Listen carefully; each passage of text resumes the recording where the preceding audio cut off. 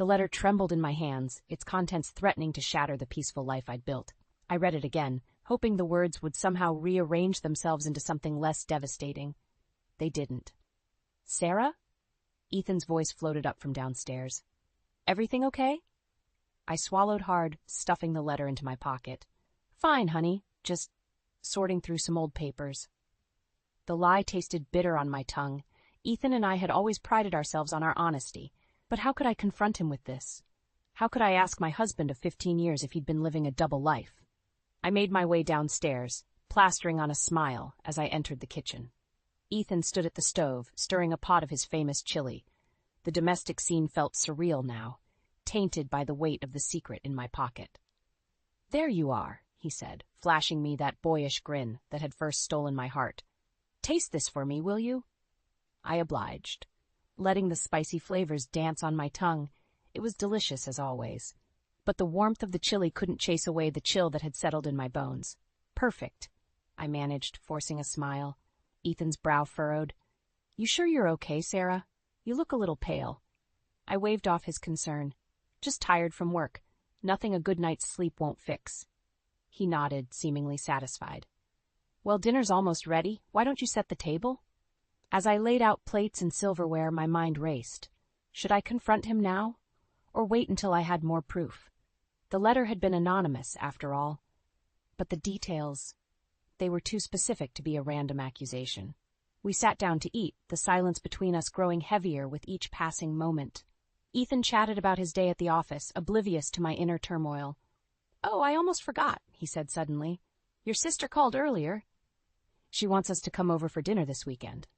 I nearly choked on my chili. "Lisa? What did she want?" Ethan shrugged. "Just to catch up, I guess. It's been a while since we've seen her." My grip tightened on my fork. "Lisa." Of course she'd be involved in this somehow. Our relationship had always been strained, but this was a new low, even for her. "I don't think that's a good idea," I said, my voice sharper than I intended. Ethan looked up, surprised. "Why not?" "I thought you two were trying to patch things up." I laughed bitterly. "Patch things up? Lisa's never cared about anyone but herself."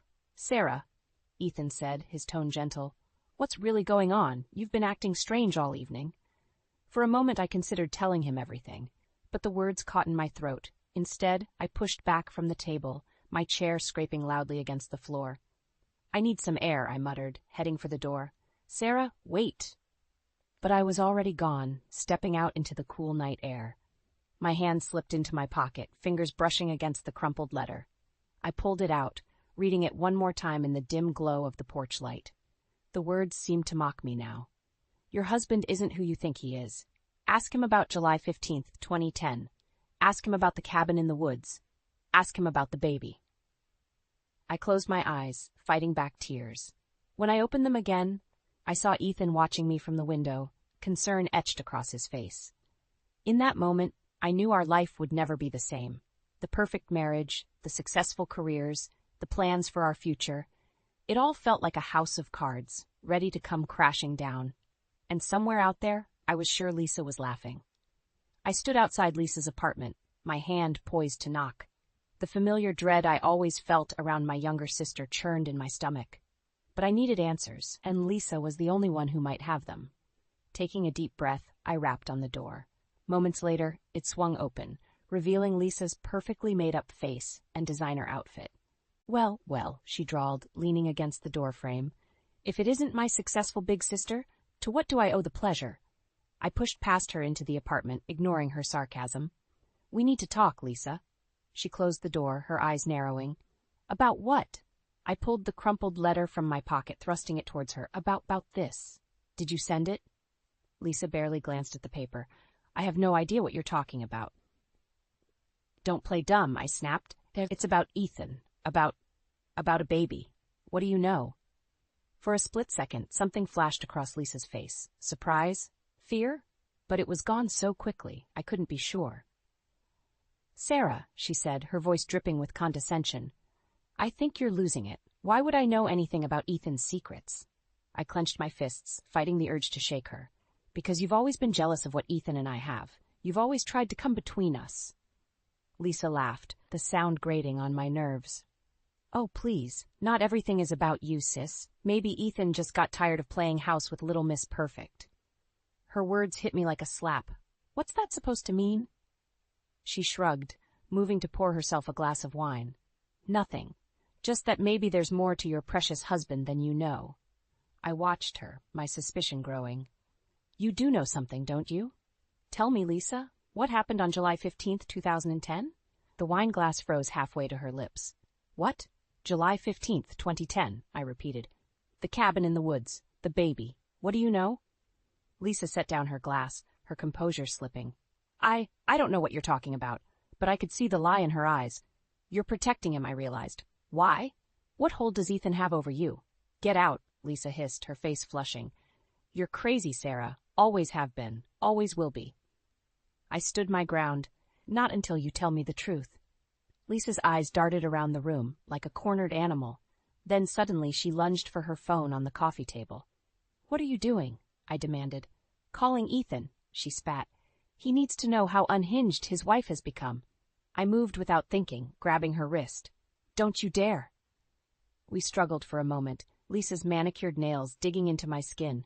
In the scuffle, a framed photo on the side table crashed to the floor. We both froze, staring at the shattered glass. And that's when I saw it. A glimpse of a photo I'd never seen before, half hidden under the broken frame. I bent down, my heart pounding. It was a picture of Lisa and Ethan. They were standing in front of a small wooden cabin, Ethan's arm around Lisa's waist, and Lisa was holding a baby. The room spun around me as I picked up the photo with trembling hands. What is this? Lisa's face had gone pale. Sarah, I can explain. But I was already backing away, the truth hitting me like a tidal wave. My sister. My husband. A secret child. How could you?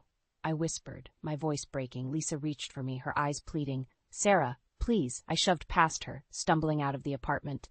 The last thing I heard was Lisa's voice calling after me. Sarah, wait, you don't understand.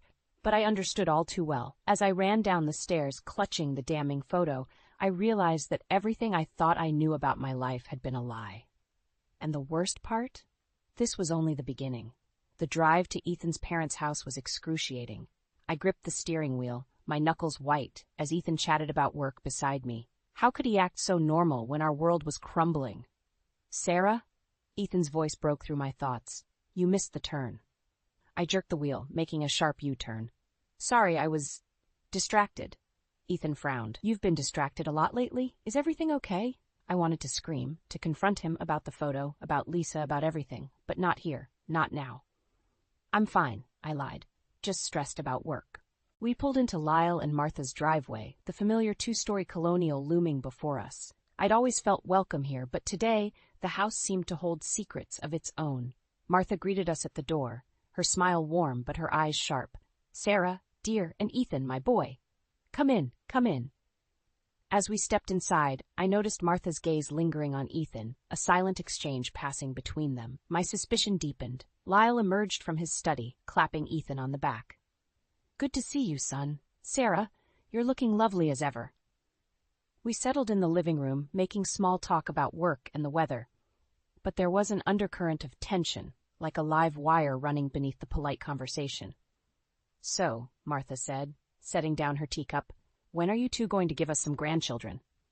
The question hit me like a punch to the gut. I saw Ethan stiffen beside me. Mom, he said, his voice strained, we've talked about this. Sarah and I are focused on our careers right now. Martha's eyes narrowed. But surely you want children, Ethan. You've always been so good with kids. Something in her tone made me sit up straighter. What do you mean, Martha? She waved a hand dismissively. Oh, you know, he's always been a natural with children. Remember that summer you spent volunteering at the youth camp, Ethan? Ethan's face had gone pale. That was a long time ago, Mom. Summer camp? I asked, my heart racing. When was this? Oh, must have been, 2010? Martha said, her eyes never leaving Ethan's face. 2010. The year from the letter. The year in the photo with Lisa and the baby. Ethan never mentioned a summer camp, I said, fighting to keep my voice steady. Lyle cleared his throat. Perhaps we should change the subject. No, I interrupted, turning to Ethan. I'd love to hear about this camp. Was it near a cabin in the woods by any chance? The room went deathly silent. Ethan's face was a mask of shock and guilt. Martha set down her teacup with a clatter. "I think I need some fresh air," she announced, hurrying out to the patio. I stood up, my legs shaky. "I'll join you, Martha." Outside, the cool air did nothing to calm my racing heart. Martha was leaning against the railing, her back to me. "You know, don't you?" I said quietly. "About Ethan and Lisa. About the baby." Martha's shoulders sagged. She turned to face me, her eyes brimming with tears. "Oh, Sarah, I'm so sorry. We never meant for you to find out like this." "So it's true," I whispered, my world shattering around me. Martha reached for my hand, but I pulled away. "It's complicated, dear. There's so much you don't understand." "Then help me understand," I cried, my voice rising. "Tell me the truth, Martha, all of it." She opened her mouth to speak, but before she could, the patio door slid open. Ethan stood there, his face a mix of fear and resignation. "No, Mom," he said quietly. "I'll tell her. It's time Sarah knew everything." As I looked between them, I realized that whatever Ethan was about to say would change my life forever, and there was no going back. I stormed into my parents' house, my emotions a volatile mix of anger and desperation. The confrontation with Ethan and his parents had left me reeling, and I needed answers. Real answers from the people who had raised me. "Mom? Dad?" I called out, my voice echoing through the familiar halls. My mother appeared from the kitchen, wiping her hands on a dish towel. "Sarah? What's wrong, honey? You look upset." Dad emerged from his study, his brow furrowed with concern. "Is everything all right?" I laughed bitterly. "No, everything is not all right. I need to talk to you both, now." We gathered in the living room, the tension palpable. I paced back and forth, trying to gather my thoughts. "Sarah, you're scaring us," Mom said softly. "What's going on?" I took a deep breath, then plunged in. "I know about Ethan and Lisa. I know about the baby." The color drained from both their faces. Dad's hand tightened on the armrest of his chair. What are you talking about?" Mom stammered.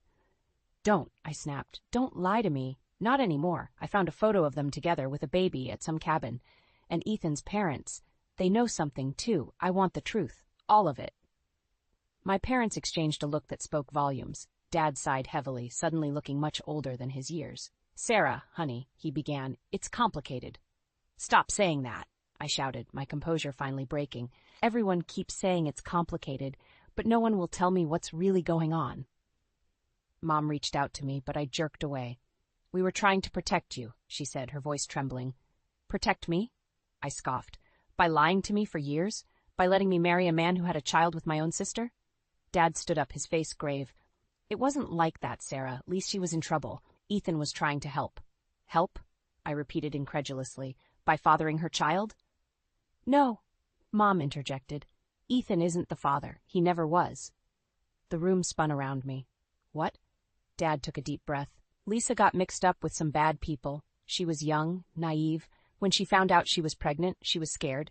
Ethan, he offered to help her hide until the baby was born." "But the photo," I whispered, "was taken the day Lisa gave the baby up for adoption," Mom finished. "Ethan was there for moral support." I sank onto the couch, my mind reeling. Why didn't anyone tell me?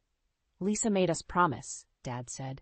"She was ashamed, Sarah, and we thought it was better if you didn't know. We never imagined it would come out like this." The pieces were falling into place, but something still didn't add up. "But why keep it a secret all these years? Why did Ethan never tell me?" My parents exchanged another loaded glance. Mom's voice was barely above a whisper when she spoke. "Because the people Lisa was involved with, they're dangerous, Sarah. We were all trying to keep you safe." A chill ran down my spine. Safe from what? Before they could answer, my phone buzzed. It was a text from an unknown number. "Stay away from Lisa, for your own good."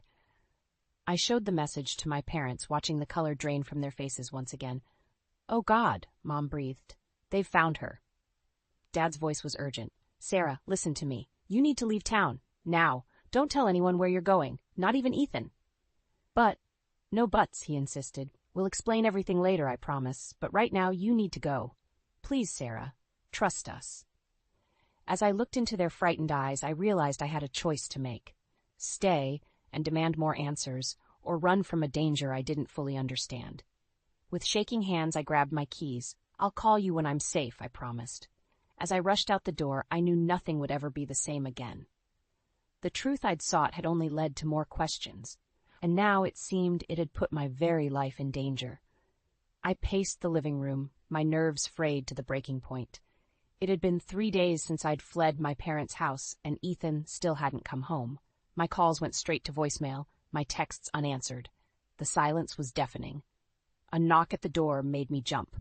Heart racing, I approached cautiously, peering through the peephole. It was Martha, Ethan's mother.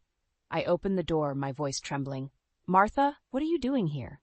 Her eyes were red-rimmed, her usually immaculate appearance disheveled. "Sarah, dear, I need to talk to you about Ethan." A chill ran down my spine. "Come in," I said, stepping aside. Martha sank onto the couch, her hands twisting in her lap.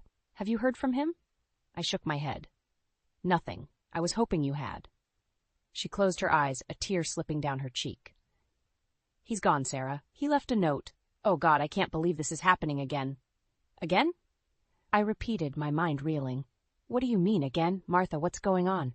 She pulled a crumpled piece of paper from her purse, handing it to me with shaking hands. "Read it, please." I unfolded the note, recognizing Ethan's handwriting immediately. "Mom, Dad, I'm sorry. They found her. I have to go. Keep Sarah safe. I love you all. E." The room spun around me. "Who found who?" "Martha, please. I need to understand what's happening." Martha's voice was barely above a whisper. "It's happening all over again, just like with Lisa." "Lisa?" I said, my voice rising. "What does she have to do with this?" Martha looked up at me, her eyes filled with a mixture of fear and resignation. "Everything, Sarah. Lisa is at the center of it all." She took a deep breath, then began to speak.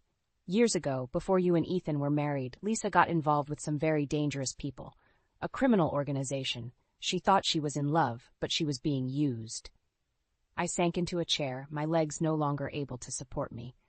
"Go on," I whispered. "When she realized she was pregnant, she came to Ethan for help. He hid her at the cabin, helped her give the baby up for adoption. We thought it was over, that she was safe. But now they've found her," I finished, the pieces finally falling into place. Martha nodded. "And Ethan? Oh, Sarah, he's always felt responsible. He couldn't save her then, but now." "He's gone after her," I said, the realization hitting me like a punch to the gut. Just then, my phone buzzed. Another text from the unknown number. "Time's up. Choose a side." I showed it to Martha, watching the color drain from her face. "Oh, God," she whispered. "Sarah, you need to leave. Now, it's not safe here anymore." But as I stared at the message, something inside me snapped. I was tired of running, tired of being kept in the dark. "No," I said, my voice stronger than I felt. "I'm not going anywhere. It's time I faced this head on." Martha's eyes widened. "Sarah, you don't understand. These people, they're dangerous." "I don't care," I interrupted. "Ethan's out there, risking his life for my sister. I can't just sit here and do nothing." I stood up, a plan already forming in my mind. "I'm going to find them, Martha. Both of them, and I'm going to end this once and for all." Martha reached for me, her voice pleading. "Sarah, please think about what you're saying. You could be killed." But my mind was made up. As I looked at Martha's terrified face, I knew I was crossing a line from which there was no return. "I'd rather die fighting than live in fear," I said, my voice steady. "It's time to finish what Lisa started all those years ago." As I grabbed my keys and headed for the door, I felt a strange calm settle over me. Whatever lay ahead, whatever dangers I might face, I knew one thing for certain: nothing would ever be the same again. I stood in Ethan's favorite bar, surrounded by his friends, their accusing glares burning into me. I'd come here hoping for answers, but all I found was hostility. "What did you do to him, Sarah?" Jake, Ethan's best friend, demanded.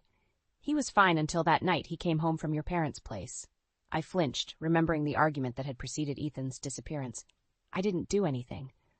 I'm trying to find him, just like you are." "Bull," Sarah, another friend, spat. "Ethan would never just leave, not unless you pushed him away." The unfairness of it all made my blood boil. "You don't know anything about what's going on," I snapped. "None of you do." Jake stepped closer, his voice low and threatening. "Then enlighten us, Sarah. What exactly is going on?" For a moment, I considered telling them everything about Lisa, the baby, the dangerous people from her past.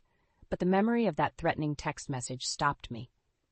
I couldn't risk putting anyone else in danger. "I can't," I said, my voice breaking. "I'm sorry, but I can't explain.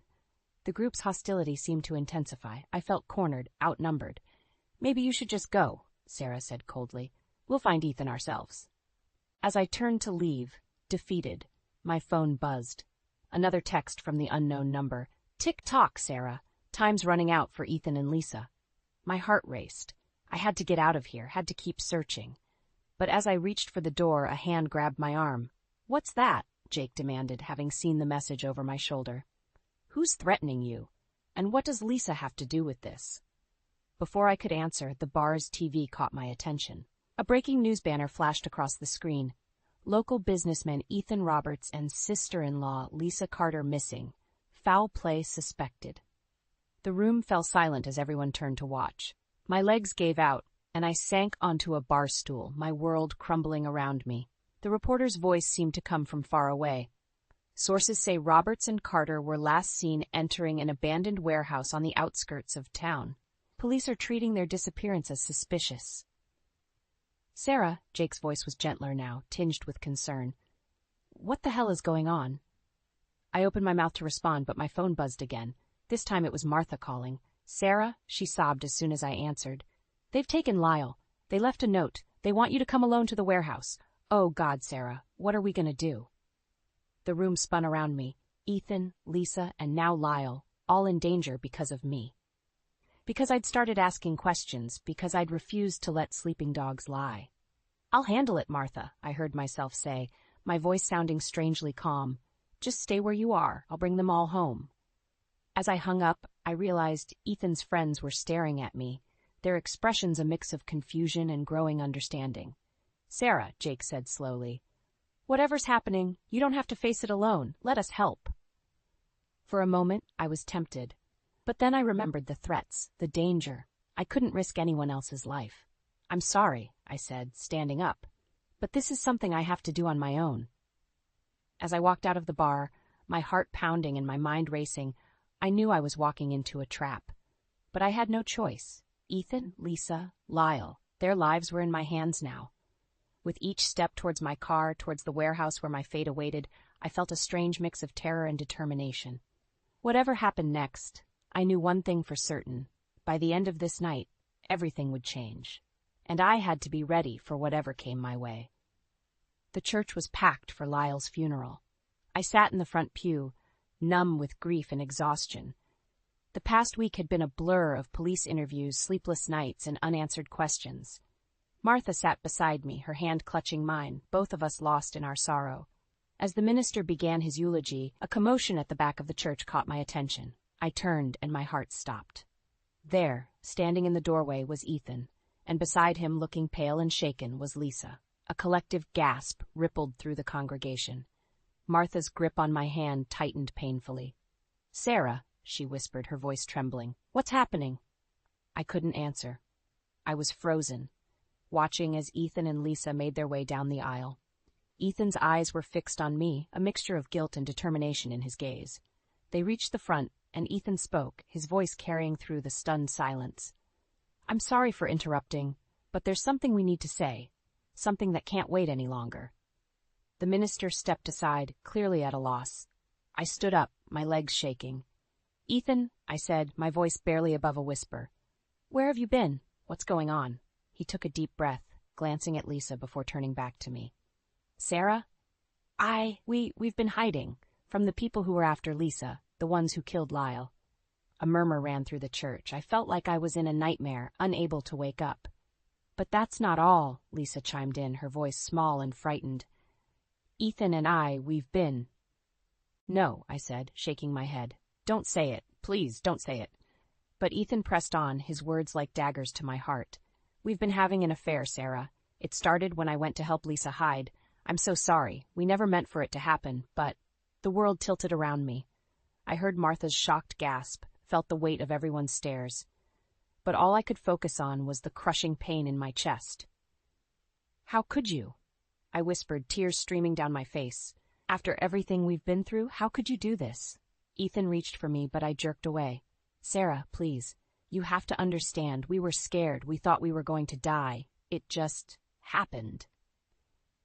Lisa stepped forward, her eyes pleading. "Sarah, I know you must hate me, But we need your help. The people who killed Lyle, they're still after us. We don't know who else to turn to." I laughed bitterly, the sound echoing through the church. "You betray me in the worst possible way, and now you want my help. How dare you?" But even as the words left my mouth, I knew I couldn't turn them away. Not with killers on their trail. Not with Lyle's death still unsolved. Martha stood up, her voice shaking with anger. "Get out, both of you. How dare you come here to Lyle's funeral with this betrayal?" Ethan's face crumpled. "Mom, please." We didn't know where else to go. Suddenly, the church doors burst open. 2 men in dark suits strode in, their hands reaching inside their jackets. "There they are," one shouted. "Get them!" Chaos erupted. People screamed, scrambling for cover. Ethan grabbed Lisa's hand, pulling her towards a side exit. "Sarah," he called over his shoulder. "Please, help us." As gunshots rang out, shattering the stained glass windows, I found myself faced with an impossible choice. Stay and let Ethan and Lisa fend for themselves, or risk everything to help the 2 people who had hurt me the most. In that moment, with bullets flying and my world crumbling around me, I made a decision that would change everything. And as I ran after Ethan and Lisa, ducking to avoid the gunfire, I knew that nothing would ever be the same again. I stood in the lawyer's office, my hands clenched at my sides, as Ethan and Lisa argued vehemently about their supposed rights to the family assets. The past few weeks had been a whirlwind of revelations and betrayals, but nothing could have prepared me for this final insult. "You can't do this, Sarah," Ethan shouted, his face red with anger. "I'm Lyle's son. I have a right to my inheritance." Lisa nodded vigorously. "And as Ethan's partner, I should have a claim too. It's only fair." I took a deep breath, steadying myself. "Fair? You want to talk about fair? After everything you've done?" The lawyer, Mr. Thompson, cleared his throat. "If I may interject, the situation is quite clear legally. Mrs. Roberts, Sarah, is now legally Martha's adopted daughter. As such, she has full rights to the estate, as per Mrs. Roberts' will." Ethan's jaw dropped. When did this happen?" I smiled sadly. "While you were off playing house with my sister Ethan, Martha and I grew closer. She saw how much I cared for her, how I stood by her side through everything. She made her choice." Lisa lunged forward, her eyes wild. "You manipulated her. You turned her against us." "No, Lisa," I said firmly. "You did that all on your own. Both of you did." Mr. Thompson produced a document. "I have here Mrs. Roberts' last will and testament. It clearly states that all assets are to be transferred to her daughter, Sarah. There's no ambiguity." Ethan slumped in his chair, the fight seeming to drain out of him. "Sarah, please. We can work this out. We're family." I felt a surge of strength I didn't know I possessed. "No, Ethan. We were family. You and Lisa destroyed that when you betrayed me, when you lied, when you put your own selfish desires above everything else." "What about forgiveness?" Lisa pleaded. "Isn't that what family does?" I turned to her, my voice steady. "Forgiveness is earned, Lisa, and neither of you has done anything to deserve it." Just then, the office door opened and Adam walked in. My rock, my support through this entire ordeal. He came to stand beside me, his hand on my shoulder. "Is everything okay here?" he asked, his eyes never leaving Ethan and Lisa. I nodded, drawing strength from his presence. "Yes, we're just wrapping up." Ethan's eyes narrowed. "Who's this?" "This is Adam," I said, my voice filled with pride. "My husband." The shock on their faces was almost comical. Lisa sputtered. "Husband? But how? When?" "While you two were busy trying to tear this family apart," Adam said calmly, "Sarah and I were building something new, something stronger." I turned to Mr. Thompson. "I believe we're done here. Please ensure that all the paperwork is in order." As we turned to leave, Ethan made one last desperate attempt. "Sarah, please, we can start over. Give us another chance." I paused at the door, looking back at the 2 people who had once meant everything to me. "No, Ethan, this is the end. I'm moving forward with my life, with people who truly love and respect me. I hope someday you both understand the damage you've caused." With that, Adam and I walked out, leaving Ethan and Lisa behind, not just in the office, but in my life. As we stepped into the sunlight, I felt a weight lift from my shoulders. The pain wasn't gone, not completely. But for the first time in months, I felt hope. "Are you okay?" Adam asked gently. I smiled up at him, tears in my eyes. "I will be. We will be." As we walked hand in hand towards our future, I realized that sometimes the family you choose is stronger than the one you're born into. And in that moment, I knew that no matter what challenges lay ahead, I had the strength to face them. The old Sarah, naive, trusting, easily manipulated, was gone. In her place stood a woman who had weathered the storm and emerged stronger, wiser, and ready to embrace the life she deserved. And as I looked towards the horizon, I felt a sense of peace wash over me. The journey had been painful, but it had led me exactly where I needed to be.